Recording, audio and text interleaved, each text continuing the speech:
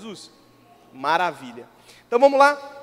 Nossa conversa de hoje está lá no livro de João, no capítulo 13. Você que pode, abre comigo. João, capítulo 13, versículo 1. João 13, 1. Nós vamos ler hoje até o versículo 17. Então vamos lá, dar uma conferida aqui nessa passagem de Jesus. Um pouco antes da festa da Páscoa, sabendo Jesus que havia chegado o tempo em que deixaria esse mundo e iria para o Pai, tendo amado os seus que estavam no mundo, os amou até o fim. Estava servindo o jantar e o diabo já havia induzido Judas Iscariotes, filho de Simão, atrás de Jesus.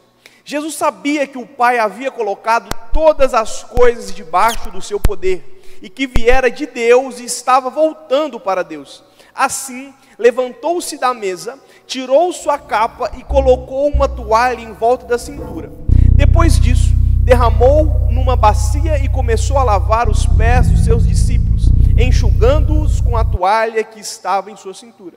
Versículo 6. Chegou Simão Pedro e lhes disse: Senhor, vai lavar os meus pés?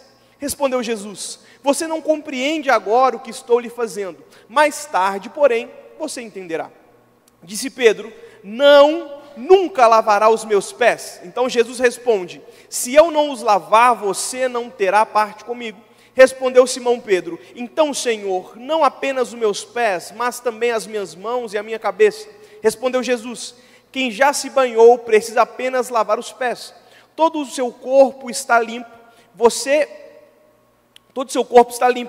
estão limpos, mas nem todos. Pois ele sabia que iria traí-lo e por isso disse que nem todos estavam limpos. Quando terminou de lavar os pés, Jesus tornou a vestir sua capa, voltou ao seu lugar. Então lhe chamaram Mestre e Senhor, e com razão, pois eu sou. Pois bem, se eu, sendo Senhor e Mestre de vocês, lavei-lhe os pés, vocês também devem lavar os pés um dos outros. Eu lhes dei o exemplo para que vocês façam como lhes fiz. Digo-lhes verdadeiramente que nunca nenhum escravo é maior do que o seu senhor, como também nenhum mensageiro é maior do que aquele que enviou. Agora que vocês sabem dessas coisas, felizes serão se vocês a praticarem. Deus, obrigado pela noite, obrigado pela oportunidade de estarmos na sua casa, obrigado por tudo que o Senhor tem feito, Pai, obrigado por esse ano. Obrigado pelos dias bons, pelos dias maus, pela Tua graça, misericórdia, Pai. Obrigado por essa igreja que nos recebe, nos acolhe, nos dá um lugar onde nós podemos cultuar, ó Pai, de forma livre ao Teu nome. Obrigado por ter nos encontrado. E obrigado, Senhor, por esse encontro que o Senhor preparou hoje, Pai, esse banquete. Que nós venhamos reter tudo aquilo que o Senhor quer ministrar no nosso coração, Pai. Que nada nos distraia, que nada tire o nosso foco. Que nada, Senhor, venha reter nossa atenção a não ser a Tua palavra, Jesus. Nós te chamamos. Deus, toma o Teu lugar. Jesus, toma o Teu lugar. Espírito Santo, toma o Teu lugar e faça em nós não o que queremos, pretendemos ou imaginamos, mas faça em nós a Tua vontade, Pai. Esse é o nosso desejo, Pai. Sê com a gente.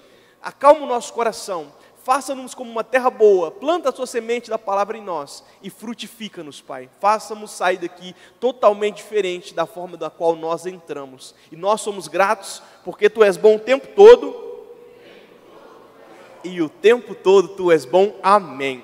Vamos lá. Nós estamos conversando aí nessas últimas quartas a respeito da Páscoa, e nós estamos entendendo nesse caminho em direção da Páscoa, o que nós devemos fazer, o que nós devemos entender. Então, as minhas últimas ministrações, todas foram em sentido desse caminho da Páscoa, e hoje não diferente, eu quero conversar com vocês a respeito desse caminho que nós estamos trilhando, dessa direção que nós estamos indo, e o nosso tema hoje é, tananã, a mesa, a toalha e a cruz. Fala comigo, a mesa, a toalha e a cruz.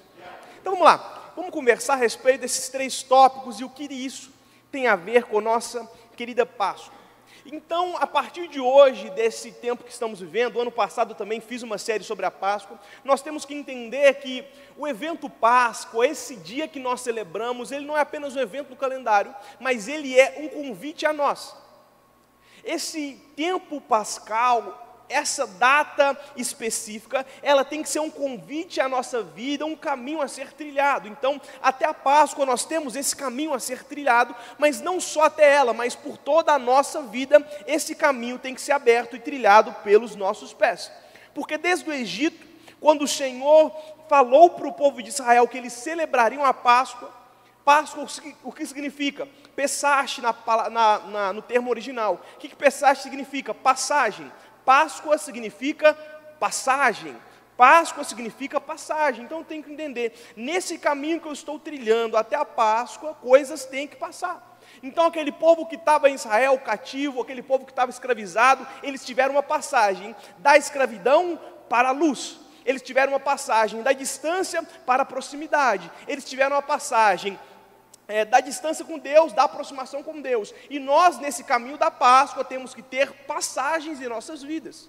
Essa Páscoa é um trilho para onde o Senhor quer nos levar.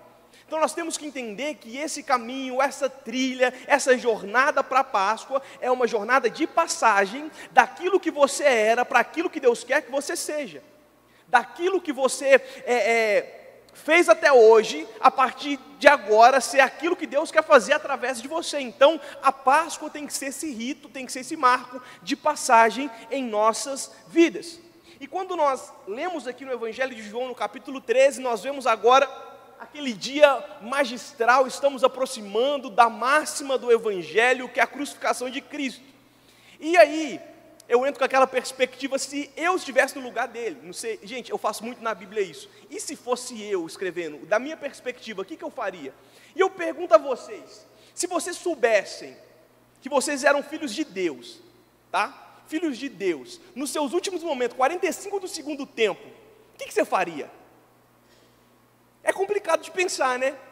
O que eu faria como filho de Deus nos últimos momentos da minha vida? Será que eu gravava um vídeo para viralizar, porque depois que morre todo mundo fica bom, né? Ah, que coisa boa. É bom é quando morre. Depois, vários artistas que conhecemos aí só teve, por exemplo, esqueci o nome dele, eu estou com a cabeça ruim, um que eu gosto, que perdeu a orelha.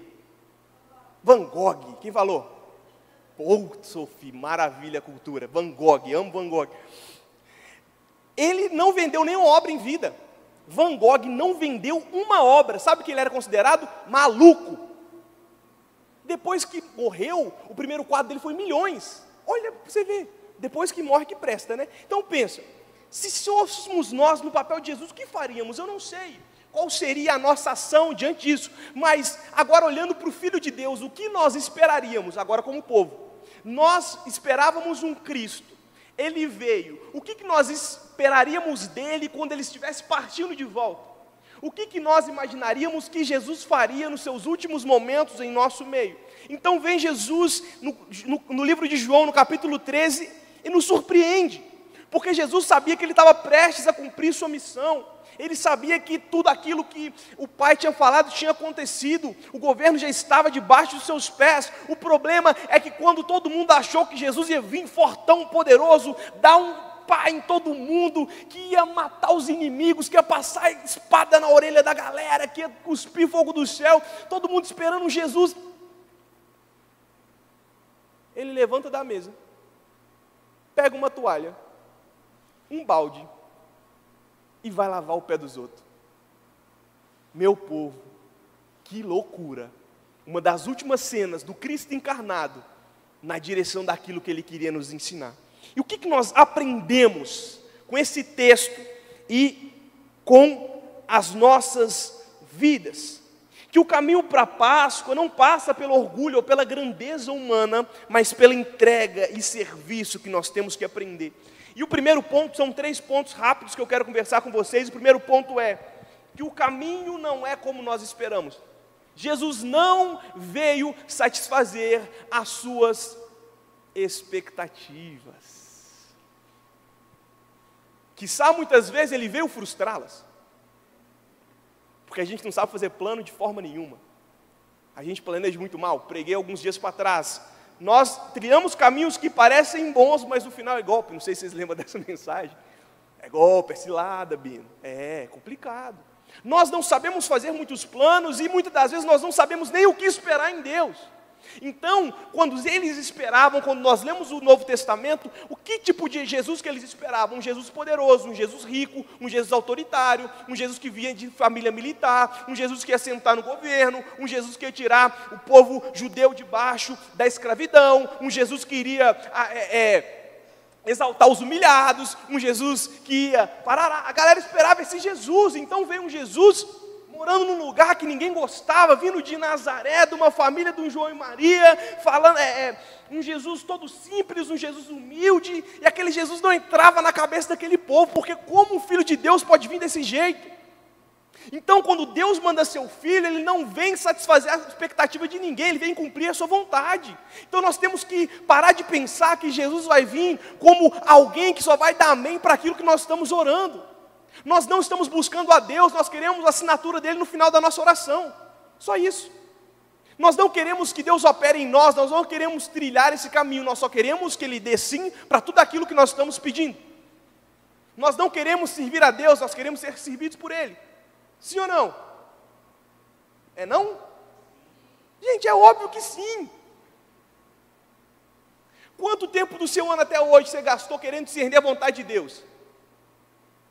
Foi muito ou pouco? Não precisa responder. Você vai responder muito, mentira. Então, mas pode evitar pedir perdão. Muito ou pouco você passou assim tempo na sua casa falando assim, Deus, qual que é a sua vontade para a minha vida? Sabe por que a gente não costuma fazer essa oração? Porque a gente tem medo da resposta.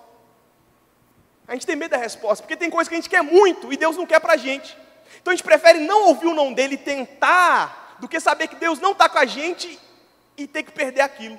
Então nós fingimos de bobo, sabe, para Deus. A gente não quer fazer oração perigosa. A gente não quer se colocar num campo aberto e falar assim, Senhor, tudo aquilo que não for da tua vontade, tira da minha vida. Pensa. Deus fala assim, ah é? No primeiro tópico de Deus, você não, você é o inimigo, não é possível.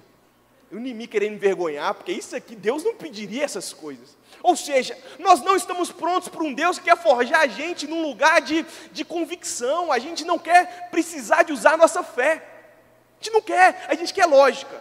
Se eu começar a perguntar para vocês aqui, você quer viver isso, você quer viver aquilo, você quero, beleza, mas do seu jeito. E se Deus precisar tirar tudo que você tem para te dar tudo que você quer, você topa? Topo, sabendo o final da história, mas pensa em Jó, que Deus arrancou tudo, deixou o cara pelado, coçando com um caco de telha. Pensa José, que foi humilhado, vendido como escravo, colocado numa fossa, pensa a história desses caras. Complicado, eles chegaram, mas eles não imaginavam o processo que passariam, mas se não fosse o processo que eles tivessem passado, eles não seriam as pessoas prontas para aqueles lugares. Ou seja, Jesus não veio satisfazer as nossas expectativas. Olha só o que está escrito em João. Jesus sabia que o Pai havia colocado todas as coisas debaixo do seu poder e que viera de Deus. Estava voltando para Deus. Olha, ele sabia que tudo estava debaixo do seu pé. Ele sabia que ele estava indo embora. Ele podia pegar os discípulos e falar, gente, agora eu vou derramar em vocês um poder assim, que vocês vão ser os caras.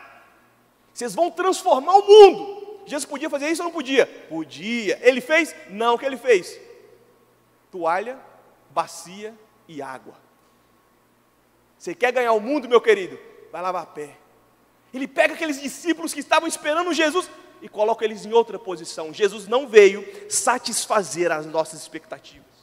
Você está indo para a Páscoa, meus queridos, entenda que a Páscoa foi o melhor presente que nós já ganhamos. Eu fico alucinado quando eu vejo alguém falando que o melhor de Deus está por vir. Meu querido, não tem nada melhor do que Jesus ter vindo e nos dar a salvação, não. Se você está esperando alguma coisa melhor que isso, meus queridos, larga o Evangelho. Se você acha que Jesus Cristo crucificado, que nos derramou graça e salvação, não é a melhor coisa que nós podemos receber, esquece. Esquece. Jesus Cristo foi a melhor coisa que nós já recebemos em toda a nossa vida. Vou repetir, Jesus Cristo é a melhor coisa que nós recebemos em toda a nossa vida. Não espere nada melhor que isso. O que acontecer na nossa vida é consequência. Mas a melhor coisa que recebemos foi o nosso Cristo Jesus. E Ele veio e nos ensina que Ele não vai satisfazer as nossas expectativas, ou seja, Ele não vai fazer do jeito que nós queremos. O que você espera desse ano? Você pode me falar várias coisas, eu espero isso, eu espero aquilo, eu espero isso. Agora eu pergunto, volto a pergunta, o que Deus pode esperar de você? Porque a gente tem que fazer a pergunta de volta. A gente não tem que questionar Deus. Deus é o mesmo ontem, é o mesmo hoje e é o mesmo por toda a eternidade. Jesus estava no nosso dia zero, antes do dia zero, Jesus estava no início do tudo, e hoje, essa que é a loucura, de brisar na palavra. Jesus é porque é doideira. Antes de tudo, de todas as coisas, pensa comigo, antes do cosmos, da vida, do planeta, do universo, do tempo, de estrela, galáxia, antes de tudo, Deus está lá agora. Pensa, agora, Deus está lá. Só que depois de tudo, quando tudo isso passar, quando terminar, no dia 800 trilhões para frente, Deus está lá agora. Deus não cabe no cronos que nós medimos, hora, tempo, espaço. Deus não cabe nisso. Deus, Ele vai da eternidade à eternidade. É algo imensurável. Só que não tem presente, passado e futuro. Para Deus é tudo presente. Então, quando nós tentamos encaixotar esse Deus na nossa cabeça, a gente pira. E mesmo assim, de um Deus soberano, eterno e poderoso, nós temos capacidade de duvidar daquilo que Ele quer fazer, daquilo que Ele pode. Nós temos que entender que os olhos de Deus estão por todo o tempo e eras. O nosso Deus não erra, o nosso Deus não falha, o nosso Deus não é fraco, Ele é poderoso, Ele é fiel, Ele é justo. Então nós temos que entrar na dimensão e no caminho que esse Deus quer trilhar para nós. Nós temos que olhar para esse Deus grandioso e falar, tá bom, Senhor, eu entendo. Mas mesmo vendo esse Deus poderoso e grande, nós queremos enfiar na cabeça dele que nós que sabemos o que a gente quer fazer. A gente olha para esse Deus e fala assim, Deus, mas eu que sei, por mais que não sejam essas palavras. Deus, eu tenho certeza que essa porta que é a melhor que eu poderia ter na minha vida. A gente é assim. Nós temos essa consciência falha, mas o caminho para a Páscoa, muitas das vezes, nos leva a lugares que nós não queremos, porque queremos soluções imediatas, queremos respostas grandiosas, e Deus está trabalhando no silêncio, Deus está trabalhando no não, Deus está forjando nosso caráter num lugar onde ninguém está nos vendo, Deus está trabalhando a gente num processo que a gente não está entendendo. Ei, esse ano para mim, eu preguei tanto sobre esse ano, no ano passado, e esse ano, meus queridos, deixa eu te contar, o balde está tão longe que eu nem estou vendo mais, sabe? Aquele negócio do balde. Não tem balde no meu ano, eu já perdi o balde, não está fácil. Tem coisa assim, o ano abriu, eu te contei, aqui na primeira semana, minha filha pegou Covid, e eu falei assim, Senhor do céu, e as promessas aí do ano, e tal. Se eu fosse me apegar a um Deus que só faz aquilo que eu quero, na primeira semana de janeiro eu já tinha largado ele. Fala, não Deus, não é possível. Isso não é para mim não, você está brincando. Ou seja, se eu me apegasse apenas ao Deus que faz, eu não estaria aqui pregando. Deixei lá, todo mundo sabe que a Sabe está com aquela coceira desde o início da gravidez lá, que a gente passou aquela treva toda, está voltando o trem, e aqui eu já peço para vocês orar aqui, já expus ela, né? Mulher de pastor e filha é assim mesmo, vida é não tá. E voltou o trem forte, está lá difícil, capengando, e eu orando, hoje eu lendo a palavra, fazendo mensagem com minha esposa lá, hoje minhas costas doendo, porque eu fiquei com minha filha o dia todo, para dar um respiro para Sabe, estou aqui moído, fazendo mensagem com a filha no colo, a esposa ali, o que eu estou fazendo? Pregando, ensinando para a igreja que é esperança. Mas se eu volto para casa, eu olho assim e falo, Deus! Vocês entendem? Que se eu for olhar para a realidade que eu estou vivendo, muitas das vezes, ou melhor, hoje eu não precisaria estar aqui se dependesse apenas daquilo que eu queria que acontecesse. Eu queria minha esposa curada. Eu queria estar de outro jeito em áreas da minha vida. Tá não, e isso não pode me fazer perder o vislumbre que eu tenho do Deus que eu sirvo. Deus não veio do jeito que eu espero, Ele veio da forma que Ele quer. E se isso está acontecendo, meus queridos, glória a Deus, vamos para cima, que Ele tem um propósito nessas coisas. Apego-me nele, Ele me dá esperança, alegria. Eu estou falando aqui com fé, não de alguém que está, não, alguém que acredita, está passando por dificuldades, mas continua falando, Deus é bom o tempo todo, Deus é bom. Esse caminho para a Páscoa é para forjar o nosso coração para esse lugar, para entender que lugares que Deus quer nos colocar, muitas das vezes, vai depender da nossa renúncia, vai depender da nossa humildade, vai depender de nós entendermos o silêncio de Deus. E os discípulos tiveram que aceitar o ensinamento inesperado de Jesus e confiar no processo de Deus, mesmo quando nós não compreendemos. Eu olho para várias coisas da minha vida hoje, eu não compreendo, mas eu sei que Deus está no processo da minha vida. Deus está no meu processo, da minha vida, até o último dia da minha vida, e meu papel é entender, obedecer, o meu papel é ficar em silêncio diante dessas situações, o meu papel é acalmar o meu coração em Deus, o meu papel é me aproximar dEle, o meu papel é continuar com meus pés na trilha, o meu papel é continuar com os olhos naquilo que Ele quer fazer, o meu papel é lutar contra a minha incredulidade, o meu papel é esse, o meu papel é continuar me aproximando de Deus, para que chegue um momento da minha vida que eu viva essa passagem, para que chegue um determinado momento da vida que eu comece a ver coisas diferentes, e comece a provar coisas diferentes. Então, essa passagem que o Senhor nos chama é do nosso ser, é da nossa vida, daquilo que nós éramos um dia, e nós sermos transformados naquilo que Deus quer que nós sejamos. E cada dia Ele quer construir isso dentro de nós. Então, primeiro ponto, Jesus não vem e Jesus não satisfaz as nossas expectativas. Segundo ponto, um segundo.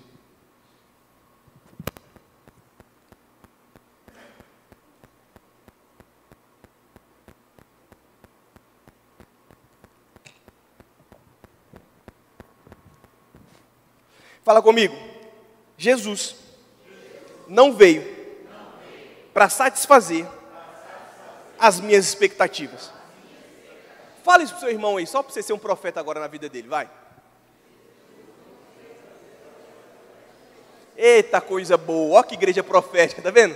Queria uma palavra de Deus? Toma. Segundo, posso ser profeta na sua vida? Igual na internet. Sabe a sua expectativa? Deus pode furar o seu balão. Oh, glória! Mas sabe uma resposta melhor? Ele é a sua vitória, é o seu braço direito, Ele é a sua recompensa. Olha só que coisa boa. Mas Ele é aquele nazareno que pega o balde e o pano. É, meu querido. Ele não quer pódio, Ele quer mesa. Você está com Ele? Se está com Ele, você tem as melhores coisas da terra. Entendendo agora, né? Vamos lá. Segundo passo. O caminho nos confronta com nossa fraqueza.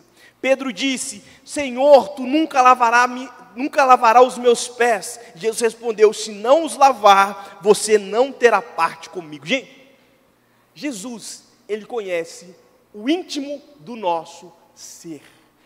Cada milésimo de átomo, de pedaço, de microcélula, de tudo, Deus conhece, vê e sabe. Não tem como se esconder nada de Deus. Tem muita coisa que a gente tem vergonha, sim ou não? Principalmente quando a gente tem muito tempo de crente, sim ou não? Aí, o sim até diminuiu. Não vou falar sim. Sou crente.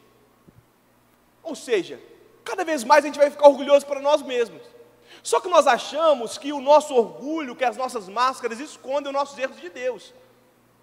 E por muitas vezes, as coisas que nós escondemos de Deus nos afasta de viver e trilhar os caminhos que Ele tem para nós. Muitas das coisas que nós não temos disposição de escancarar para o Senhor e pedir auxílio, essas coisas nos travam de crer, de ter fé, de ter esperança, de ter resiliência, porque nós não queremos ser transformados. Nós temos dificuldade em confessar os nossos erros, sim ou não? A gente tem vergonha. Desde criança, quantas pessoas vocês conhecem uma criança que faz bagunça e assume o que fez? Ela assume o B.O.? Se uma criança puxa um copo na sua frente, você vê caindo, você fala assim, foi você que ela faz?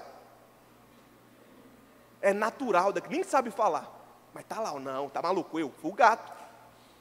A gente não é bom de assumir culpa, a gente não é bom de aceitar os nossos erros. Então, quando nós chegamos diante de Deus soberano, nós sabemos o que Ele fez, nosso Salvador, Senhor e tudo mais. Quando nós chegamos diante dEle, nós queremos chegar com perfeição. Eis, querido, esquece disso.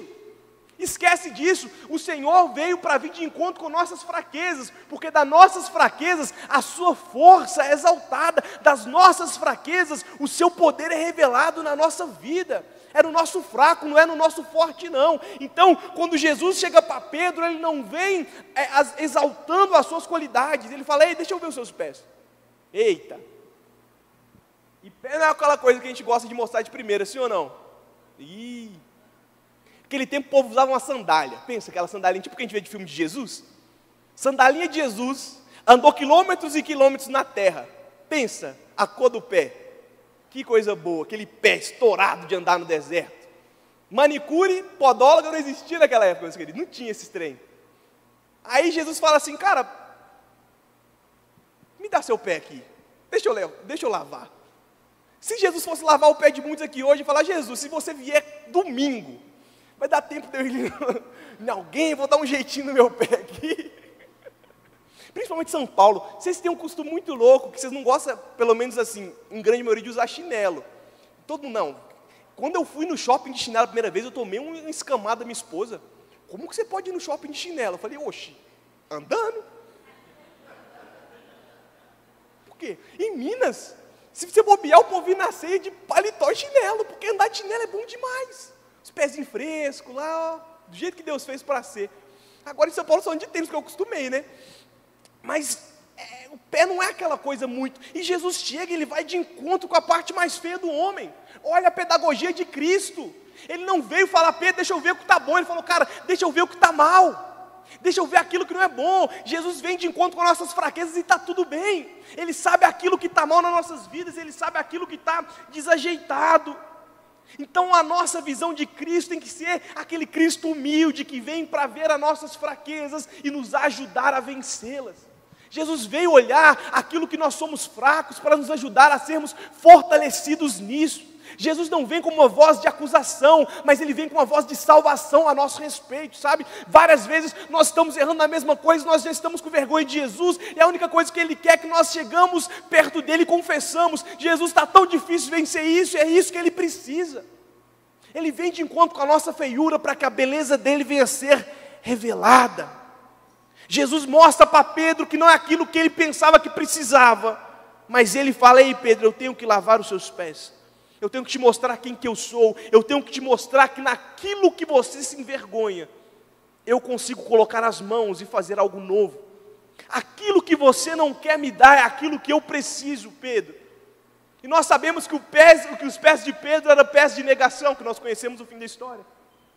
Pedro falava que Jesus, se precisar eu vou contigo até a cruz. O que Pedro estava falando? Senhor, os meus pés são obedientes. Sim ou não?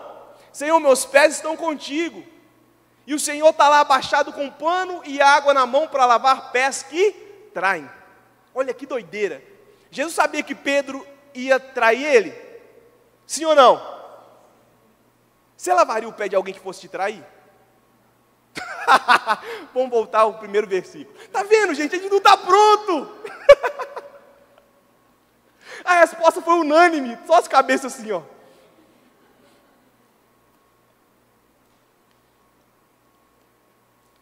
Jesus, ele é disruptivo. Ele não vem segundo aquilo que a gente espera. Ele faz coisas de maluco, mas ele veio para nos ensinar a ser na contramão desse mundo. Ele veio fazer umas paradas que para a gente parece insana, mas eu creio que quando Pedro traiu Jesus, ele lembrou que um dia seus pés estiveram limpos. Ele acreditou que mesmo Jesus falando que ele ia traí-lo, ele acreditava na vida de Pedro. Porque Jesus, ele não olha pelos pecados que nós cometemos, ele nos olha por aquilo que ele nos criou para ser. A ótica de Jesus a nosso respeito não é sobre nossos pecados, mas sobre a nossa verdadeira identidade. A gente tem que parar de ficar constrangido pelos nossos erros e começar a querer mostrar isso para Cristo, para que Ele tome para si aquilo que para nós é ruim e faça em nós essa Páscoa, esse algo novo, essa passagem, essa aproximação dEle. Por isso que nós não temos que nos envergonhar da nossa fraqueza, porque da nossa fraqueza a força de Deus é revelada. E esse é um confronto que todos nós enfrentamos, essa vergonha das nossas fraquezas, dos nossos defeitos. Por isso que muitas vezes nós temos uma fé muito bonita teórica. Você conversa com os crentes, meu querido, na teoria o povo é bom demais. Cita versículo, cita teólogo, cita não sei o que, posta, veste camisa, faz tatuagem. Que mais? Compra bandeira. Não sei mais. Hã? Faz céu, não sei o que você faz aí de crente. Bom demais na teoria, mas e a prática? E a praxis do negócio? Será que nós estamos de fato colocando tudo isso que nós aprendemos nesse trilho? Nós queremos seguir Jesus, mas nós lutamos com a purificação que Ele quer vir ao nosso respeito. A gente chega para Jesus e a gente demonstra tudo aquilo que nós queremos. E Jesus fala, tá bom, eu tenho um caminho para você seguir, você topa? A gente chega para Jesus todo bonitinho, com os planos empacotados, e Jesus fala, calma aí. para a gente seguir, tudo tem que ser diferente. Eu tenho que ver a sua nudez. A gente já não gosta desses trem. E você vai seguir o caminho que eu quero, o que eu tenho, não o que você quer. Então nós ficamos constrangidos que esse Jesus que quer chegar num lugar onde a gente não está disposto a abrir. E que nesse caminho pascual, nesse caminho da Páscoa, primeiro passo, pare de tentar criar expectativas em Jesus. Primeiro, tenha convicção de quem Ele é. Pronto, não existe expectativa para crente, existe convicção. Você tem convicção de quem Deus é? Amém. Aceite o caminho que Ele tem para você. Quebre expectativas para que você não seja frustrado. O maior caminho para a frustração chama expectativa. Tenha convicção das coisas. Eu estou convicto que o meu Deus é fiel para cumprir os planos dEle sobre a minha vida, e é isso que eu quero viver. Amém. Segundo plano, não tenha vergonha da sua fraqueza diante de Deus. Não queira demonstrar para Deus algo que você não é. Esteja pronto para abrir as suas dores, esteja pronto para mostrar as suas debilidades, porque saber Ele sabe, só precisa entregar nas mãos dEle. Então, nesse caminho pascal, não tenha dificuldade em ser fraco diante de Deus, porque a Páscoa nos coloca diante dessa realidade. Nós não somos bons, mas Jesus é bom em nós. Esse caminho não pode ser trilhado sozinho, temos que trilhá-lo com Cristo. Porque se nós não abrirmos isso, nós não receberemos a graça de Deus para sermos lavados, e nós não conseguiremos abrir nossos olhos da fé. E o terceiro ponto, mas antes, fala para o seu amigo aí, o caminho da Páscoa nos confronta com a nossa fraqueza. Amém? Segundo ponto, e o terceiro ponto, e último, o caminho passa pela cruz, mas não termina nela. Oh, glória! Primeiro, Jesus não veio satisfazer a expectativa. Segundo, Ele confronta a nossa fraqueza, para revelar algo em nós e sermos transformados. E o terceiro ponto é que o caminho passa pela cruz, mas não termina nela. O texto diz, agora que vocês sabem essas coisas, felizes são... Olha, Jesus dando um pontapé na nossa teoria. Versículo 17, agora que vocês sabem essas coisas, felizes são, se as praticarem. Saber é muito fácil. Agora você sabe, sim ou não? Você é um sabudo, como diria minha avó. Você é um sabudo, olha que coisa boa. Mas isso não será nada, se não se tornar uma prática na sua bela e linda vida. Jesus faz isso tudo. Ele fala, gente, legal, agora, felizes são aqueles que praticarem. Jesus não lava pés para apenas deixá-los limpos. Ele lava pés para ensinar um caminho que nós devemos percorrer. Ele lava pés não apenas para mostrar algo para os seus discípulos, mas para ensiná-los aquilo que Ele deve fazer. O Senhor não veio apenas fazer, Ele veio fazer discípulos. Ele veio fazer pessoas que imitem aquilo que Ele faz. A Páscoa não é sobre nós recebermos apenas algo. A Páscoa é nós sermos transformados e a partir disso também sermos agentes de transformação. A Páscoa vem para nós termos uma passagem, para termos uma transformação, mas que a partir dessa transformação, nós crendo em Cristo e tendo um testemunho, comecemos a transformar também. Graças a Cristo que veio e fez discípulos, e os discípulos obedecendo a sua voz, nós estamos aqui hoje. Porque discípulos de Cristo não foram covardes de guardar para si aquilo que receberam. Mas aquilo que receberam, transmitiram a outros, que por 2000 anos foram transmitidos. E hoje nós estamos aqui por quê? Porque discípulos de Jesus obedeceram a sua voz e cumpriram o seu propósito. Sabe o que garantirá que outras pessoas terão a mesma oportunidade que nós? Se os discípulos de hoje tiverem esse rito da Páscoa e continuarem manifestando esse Cristo que foi encontrado. Agora, se nós não fizermos isso, o que acontecerá nas próximas gerações? Os tempos hoje já não são fáceis. Deus precisa de discípulos que aceitem quem Ele é e cumpram o propósito que Ele tem. Nesse caminho da Páscoa, a gente tem que abrir nossos olhos para o Cristo que nos convida, para o Cristo real e verdadeiro.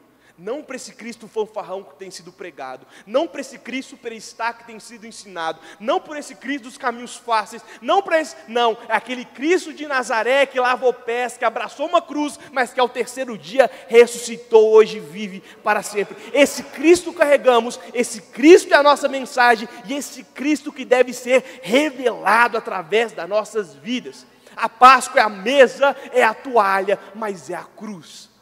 Olha que coisa linda.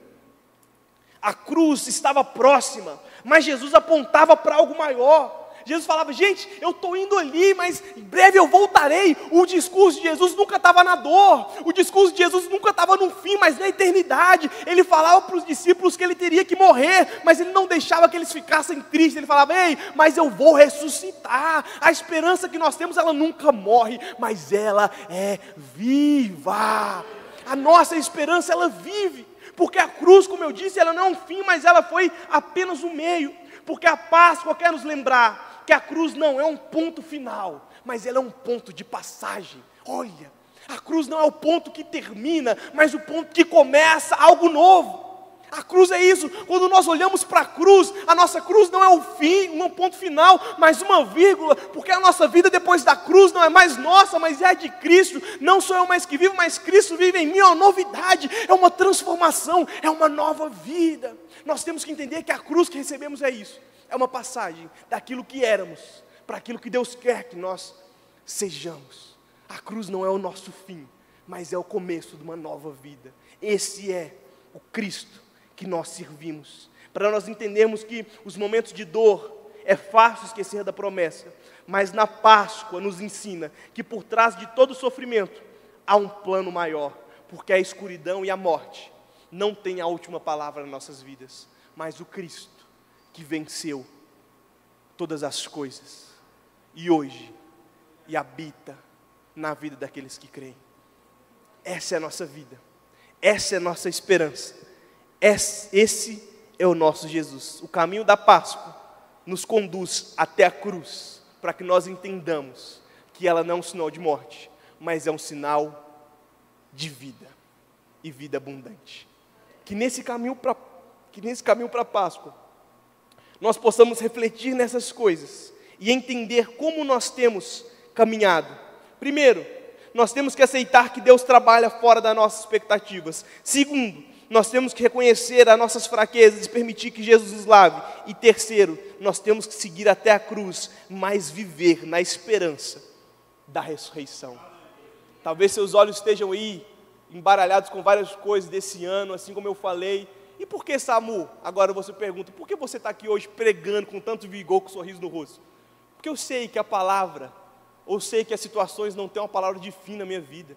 Quando eu olho para a cruz e para o túmulo, ela está vazia. Mas quando eu olho para os céus com meus olhos espirituais, eu vejo o trono cheio, com Deus poderoso e o seu Filho do lado, intercedendo por nós. E isso me dá fé e esperança. É isso que me faz estar aqui, porque eu sei que meu Jesus vive e reina sobre todas as coisas, e isso que me dá esperança para viver, isso que me dá esperança para acreditar, isso que me dá esperança para ter fé, isso que me dá força na minha fraqueza, isso que me ajuda nos momentos de debilidade, é olhar para o meu Jesus com as marcas nas mãos e saber que foi por nós, e isso nos dá esperança para viver a vida que Ele tem para cada um, e a história, e os planos, e tudo mais. Esse é nosso rito de Páscoa, abraçarmos esse Jesus, perdermos a nossa expectativa, e acharmos uma cruz, que traz vida para os nossos corações. E nós vamos orar hoje. Eu gostaria que você orasse, falasse, Deus, eu preciso não apenas ouvir, como a palavra diz, mas eu preciso colocar em prática. Pai, existe alguma expectativa que eu criei, que o Senhor não está? Me ajuda, Senhor, a abandoná-lo. Senhor, talvez você está aí e quando fala de alguma coisa que está errada, talvez você lembra, mas você finge de bobo, como eu falei, opa, isso não. Sem voz alta, sem nada, talvez Jesus quer falar no seu coração hoje, cara, e aí? Quantas vezes você vai ter que ouvir a respeito disso e você vai continuar fingindo que a gente não precisa ter esse papo? Aquela conversa que para muitos é constrangedora, sabe? De pai para filho, que o pai pega ali uma situação e fala, nossa, como que eu resolvo isso agora? Meu filho fez isso. Dias para trás, minha amiga teve um problemão que o filho dela pegou uma joia da avó, escondido, e deu para uma namoradinha na escola. Aí a mãe, uma amiga, falou assim, cara, é difícil demais. Eu tenho que confrontar meu filho nisso. Filho, você pegou, foi errado, ela fez e contou depois o que fez, mas é uma situação difícil. E nós achamos que Deus vai olhar para a gente dessa mesma forma, não.